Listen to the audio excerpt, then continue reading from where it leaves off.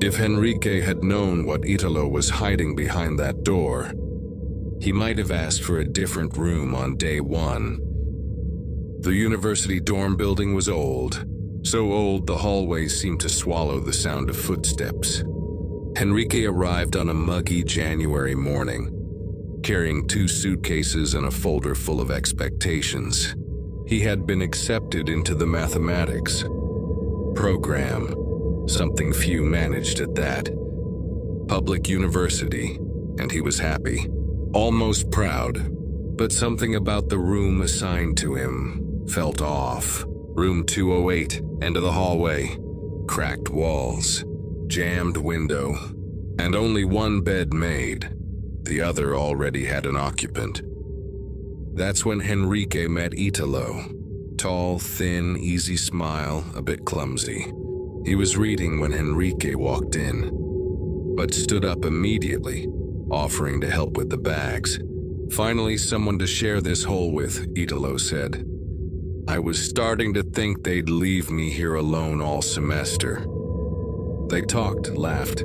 Italo seemed cool, a little eccentric maybe, but friendly. He said he was also aiming for mathematics. Hadn't passed the entrance exam yet, but was going to try again the next year. Enrique didn't see a problem.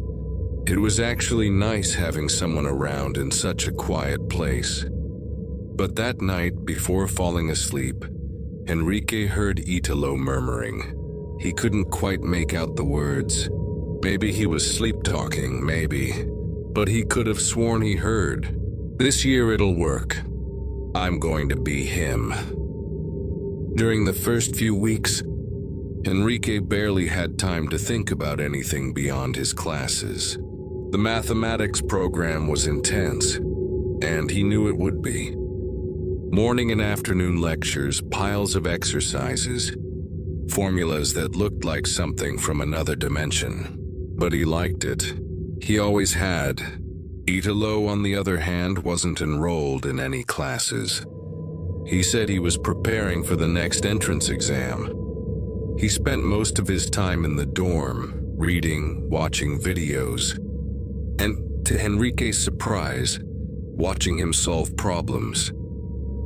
Man, how do you even do that?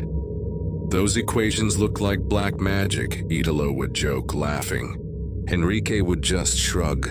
Studying was what he did best. As the days went by, Italo started getting really into Enrique's stuff. He bought the same kind of notebook, started using the same planning apps, copied the same music playlists, even got a jacket identical to Enrique's, the one he wore almost every day. Small coincidences, maybe. Shared tastes, dorm life. Enrique didn't think much of it at first, but what started as quirky began to feel uncomfortable. Italo got close to Enrique's classmates too easily, like he already knew who they were. One Saturday, he just showed up at the bar where Enrique was hanging out with friends, uninvited. I heard you on the phone, Italo said casually. Figured it'd be fine. The next day, Enrique saw on Instagram that Italo had started following Livia, his girlfriend. Nothing wrong with that, really. But a few days later, Enrique overheard the two of them talking in the hallway. Italo was telling Livia the exact same joke Enrique had told her 2 days earlier. Same tone, same timing, same punchline. And Livia laughed.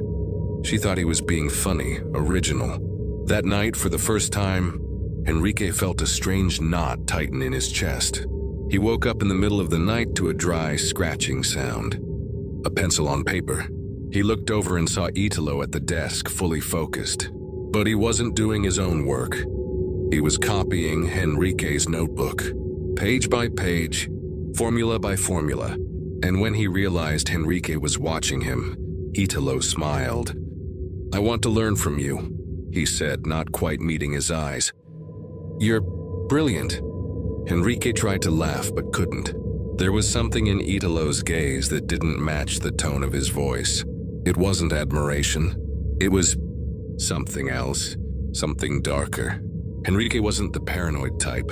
He always tried to see the best in people. And up to that point, Italo hadn't done anything truly wrong. He was just weird. But that night, when he caught Italo copying his notebook, something shifted inside him.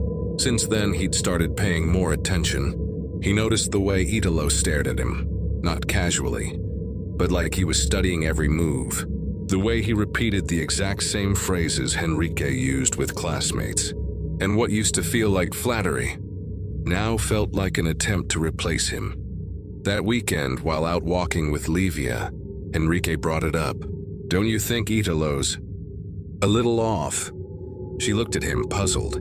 "Off? What do you mean?" "I don't know. He copies everything. My notebooks, my clothes, even how I talk. Even you." Livia laughed. "Enrique, come on. He's harmless. He probably just looks up to you. You're being nice to him, right?" Enrique forced a smile and nodded, but inside something stirred. The next Monday, during a break between lectures, Enrique casually mentioned it to Lucas, a friend from his class. "Italo's kind of clingy, you know?" "Clingy how?" "It's like he studies me. Like he wants to be me." Lucas chuckled at first, but then grew thoughtful. "Have you ever tried looking him up? Like his old school, socials, where he's from?" Enrique hadn't thought of that. Italo barely talked about his past, and Enrique had never asked. That night, he waited for Italo to leave for the grocery store, something he did every Wednesday like clockwork. With some hesitation, Enrique opened Italo's wardrobe. Not to snoop, just to understand. Between old notebooks, scribbled textbooks, and dusty envelopes, he found a plastic box filled with papers and documents, and there, tucked between faded sheets, a photo slipped to the floor. Enrique bent down and picked it up. A class photo. Kids smiling, standing in neat rows, light blue uniforms, and there, second row from the top, himself. Younger, sure, but definitely him. And right next to him, Italo. Skinnier, poorly cut hair, shy expression, but unmistakable. On the back of the photo, written in faded blue ink, 4th grade, Brookside. Elementary school, Class A. 2009. Enrique felt his stomach twist. He had no memory of ever studying with Italo.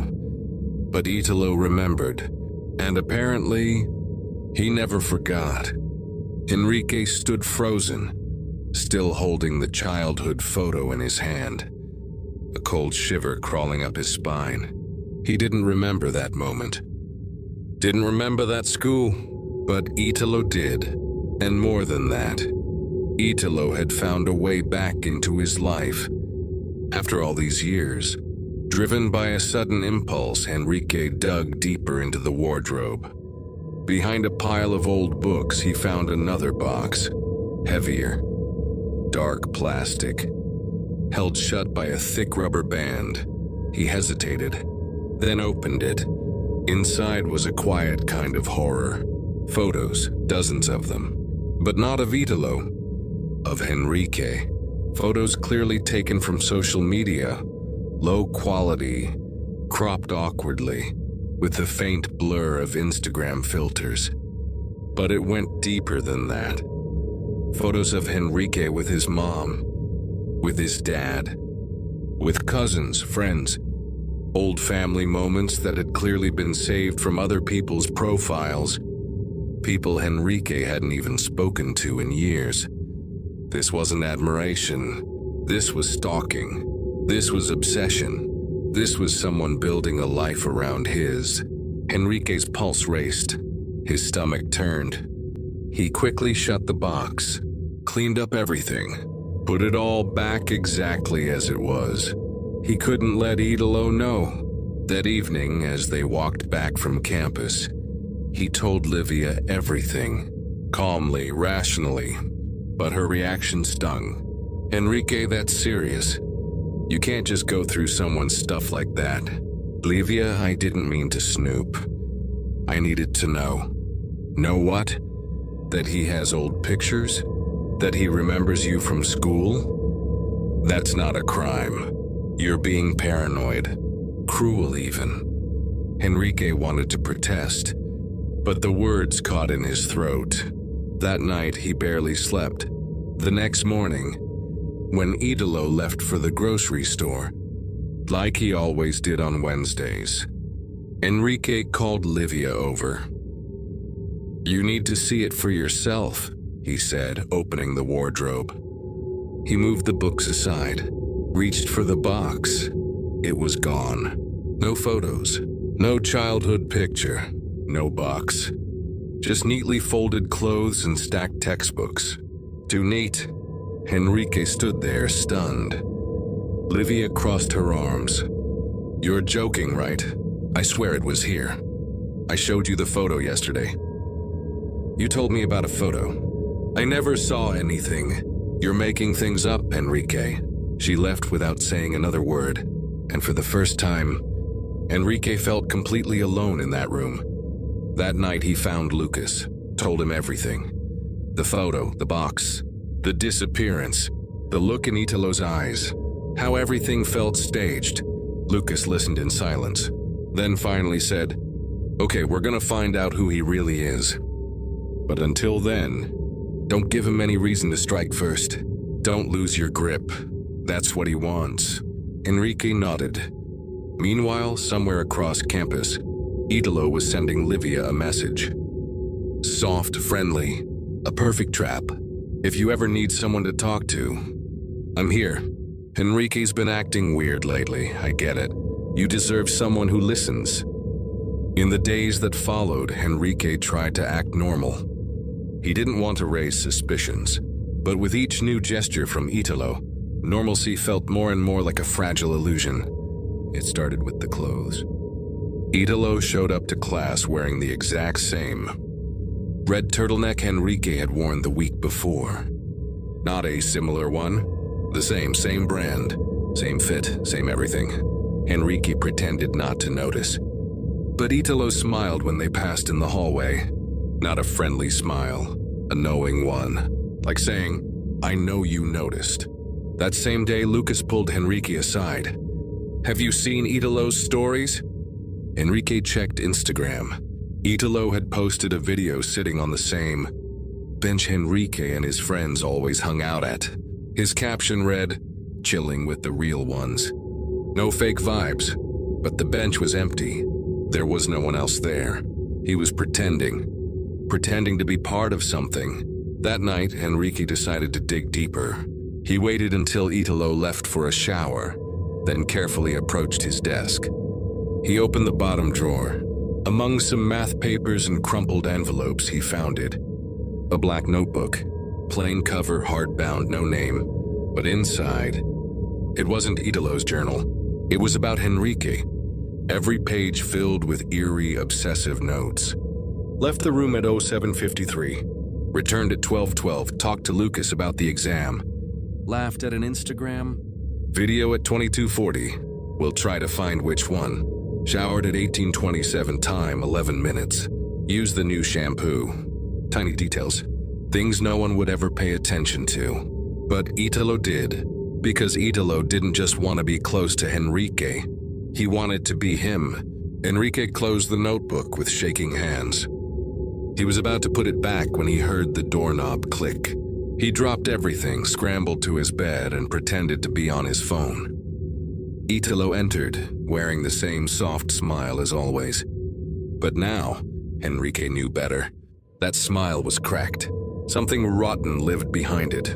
The next morning at class, Livia wouldn't even look at him. "You're using me as an excuse for your obsession with Italo," she said.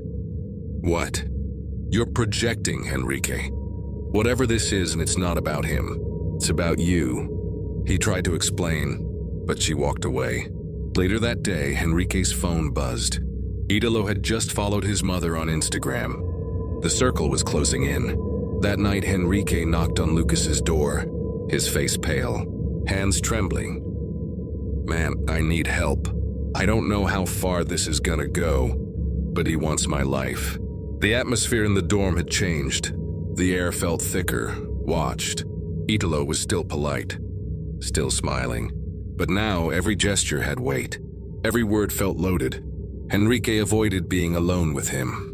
Lucas was always nearby, discreetly helping with the investigation. They discovered that Italo hadn't entered the university like everyone else. His records were shady, transferred abruptly from another college. No clear history. A housing request approved suspiciously fast. Everything felt staged, but before they could piece it all together, it happened. Livia vanished. Enrique texted, called, nothing. The day before, she had said she wanted to talk to Italo. She wanted to understand his side, to try and see the good in him, hoping Enrique was just being paranoid. But she never answered after that. Enrique ran back to the dorm. Lucas went with him. The room was empty. One window slightly open, a single sheet of paper on the desk. Italo's handwriting. Sometimes the only way to be seen is to erase what casts the shadow. Panic took over. Lucas remembered something. There was an old storage building, long abandoned near campus. Hardly anyone knew it existed, but Italo had mentioned it once, buried in one of his notebooks. They rushed there. The door was ajar. Inside, musty dark. Livia was tied up, gagged, but alive. Enrique untied her. She was trembling, sobbing. He drugged me. He said no one would miss me if I disappeared. He spoke like he was you, Enrique. He said you were the fake one. Livia finally understood everything. Lucas, sharp as always, had brought a small voice recorder. It had been running the whole time. Livia's confession, and what Italo had said when he took her. It was all there. But before they could leave, footsteps. Italo entered the storage room. He closed the door behind him. His eyes were bloodshot and empty. You don't understand, Enrique. I know you. Since we were kids, Little Valley School. You never noticed me, but I watched you. You were everything I ever wanted to be. Enrique froze. I followed you for years. When you left that school, I begged my mom to find out where you went. Years later, I found your social media. I saw your life, your girlfriend, your family, your friends. I knew where you were going to college. I just had to make it happen. Enrique stammered. You planned all of this. Italo stepped closer. You don't get it. I didn't want to hurt you. I wanted to be you. And I still can. If you just step aside. Enrique looked him dead in the eyes. You'll never be me. Because you don't exist without me. You're not my friend. You're just a desperate shadow trying to matter. Italo flinched. Lucas acted fast, shoved him hard against the wall. Enrique grabbed Livia and bolted for the exit. The recorder was still running. They went straight to the university administration. No police, but with everything they needed. The audio, the diary, the photos, the forged transfer. It was enough. Italo was expelled from student housing and from the university. The last anyone saw of him, he was walking across the campus parking lot with a backpack and a strange smile on his face. Not the smile of someone who lost, but someone who might be waiting for another chance. Some people don't just want to be part of your life. They want to live inside it. And when they realize they can't, they'll do anything to make sure you can't either.